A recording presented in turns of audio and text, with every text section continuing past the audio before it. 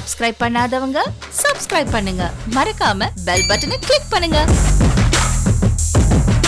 கல்யாண வீடு கல்யாண வீடு ஓடுகிற வண்டியில உரசி விட்ட சந்தனத்தை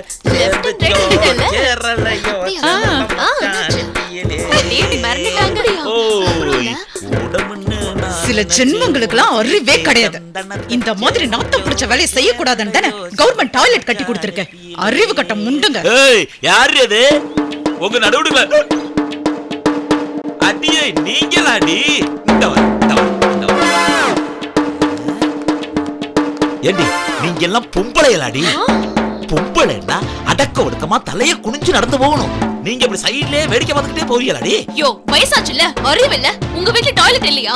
ஏண்டி நான் என்ன உங்க வீட்டு நடுவுக்குள்ள ஆடி வந்து உட்கார்ந்துட்டு இருந்தேன்? ஏய் வாடி போடினா அவ்வளவுதான். ஏற்கனவே உன்னை நான் வாடா போடான்னு பேசியிருக்கேன். நீ டீனா நான் டாடா. நீ டான்னா நான் அடிப்பேன். அடா அடா அடா.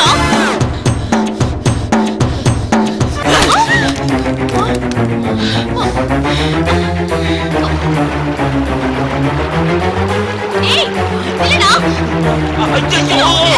ஐயோ ஐயோ இல்லடா.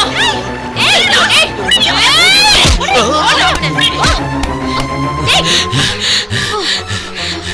நான் வயசானவன் அடிக்கிறது தப்புன்னு உங்க வீட்டுல எல்லாம் சொல்லி கொடுக்கலையா?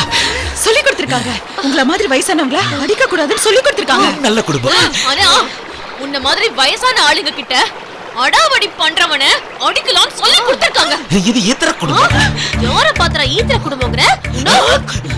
ஏமா உங்க வீட்டுல ஆம்பளைகளே இல்லையா? இருக்காரு. எங்க அண்ணன் இருக்காரு.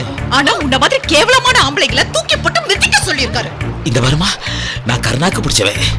என் மேல கை வச்சேன்னு வச்சுக்க உங்க அண்ணனுக்கு இழுத்துக்கும்.